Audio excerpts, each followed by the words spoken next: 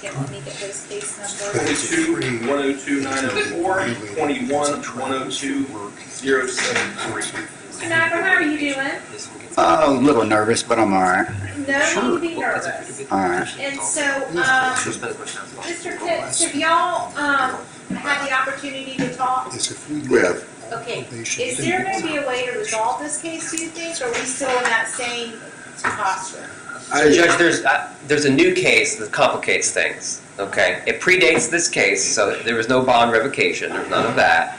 I advise Mr. Pitts, I think it would be best to just address the competency issue today, since there's a report and he's present, but the new case has a lot of restitution. I have an offer, he doesn't like the offer, he doesn't want to sign the offer, is my understanding today. Well, the offer's relatively new. It's more than the previous. It's essentially felonies on both 18-month probation.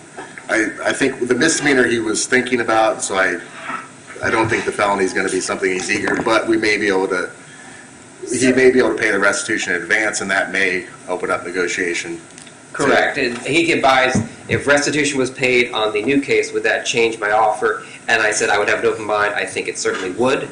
But that's an if at this point, because it's not paid.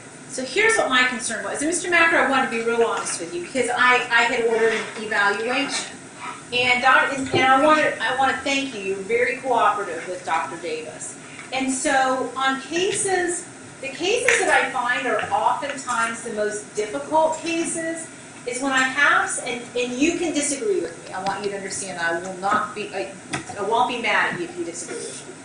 But what happens in cases where somebody has a possible delusional disorder, one, they don't think they have it. Of course. And then, and two, it can interfere with the ability of a really good lawyer trying to explain to you how to move forward with your case, how to do what's in your best interest. Yes, sir. And so what's interesting, and I thought Dr. Davis did a really nice job on this eval, is that I can have somebody who suffers from a delusional disorder and it's compartmentalized. It's just a small area that they're very set on what they believe and think.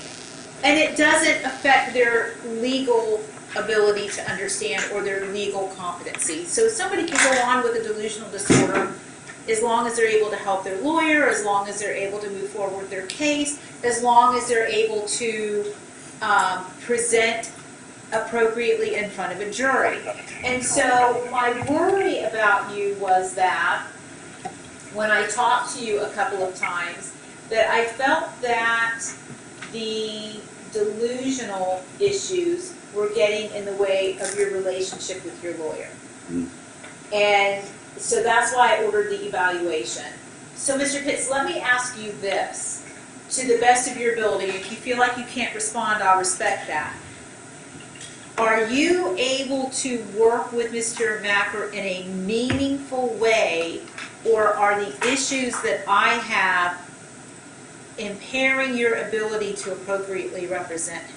I think we're able to work together, Your Honor. I think he does have some concerns that may be valid because I think he does have. I think he knew one of the deputy or one of the sergeants that was involved with the arrest, and I think it was at a old friend. My old neighbor's like buddies with them, and my old neighbor hates me, and it's just a long story. So I think that may have been kind of what triggered it. I think he may have had some concerns about some other things, but I think we've worked through that because I think there was an issue where with some court costs that he paid, and then his license showed up as suspended. So he thought that may have been the sergeant getting involved with the clerk. I said, that's extremely unlikely. I've never seen anything like that. He has accepted that. And, I said suspension and error are things that happen. That's something that... As long as you're able to work with him. Now, I will tell you that Dr. Davis picked up some of the issues that I was concerned about, but ultimately determined that he believed him to be legally competent. I think he's very bright. I think he knows his case inside and out. I think he has been through a lot of trauma, so he is going to start therapy. I have therapy already scheduled for March 1st. And I think that would be good because I think he had an ex-wife that passed away. He had was it a fiance that passed away, and he's had some friend that passed, I mean, he's just had a A lot lot of. of loss. So let me ask you this, Mr. Pitts, as long as he's getting some treatment and you feel that you're able to move forward and work with him in a meaningful fashion, then I feel comfortable, based upon Dr. Davis's report, making some findings on the record that he is legally competent at this point in time to proceed. If, however, in the future you have concerns, please bring them to my attention. Yeah, well, Now, Thank you so understand- much, Your Honor. You got it. All right, so let me go ahead and make some findings on the record. Do both you and the state agree that the court that the report can come into the court file? Yes, Your Honor. Okay, and that the court can consider it? Yes, Your Honor. Mr. Cranford, is that a yes? Yes. All right. Sir, I do find that you do appreciate the nature of the charges, the range and possible penalties, that you do understand the adversarial nature of the legal process. At this point in time, I feel comfortable that you have the ability to disclose to your attorney pertinent facts surrounding the case, and that you have the ability to manifest appropriate courtroom behavior. I do believe at this point in time that you have the capacity to testify relevantly and work with your attorney in a meaningful manner. I therefore do in fact find that you are legally competent to proceed. Mr. Pitts, what do you want to do for today's purposes? Good, I think because of the new case, I think if we could continue everything, I think we'll try to get the older case resolved one way or another fairly quickly. But if I'm going to try to resolve them together, I need a little bit more time on the new case. I'm not opposed to that. I don't want it hanging out too much. Has he been arraigned on the new law? Your Honor, it looks like I think I a written plea of not guilty was filed, so. Oh, good, so we're good. So then we'll just put these all in the same pretrial together? All right.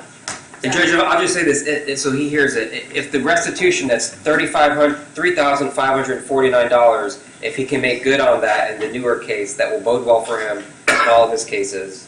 So, All right, Get it fixed. I'll let y'all try to figure this one out. Okay. All right, good luck. Thank you so much, Your Honor. I'm very grateful. Thank you. Thank you, Your Honor. Nice to see you.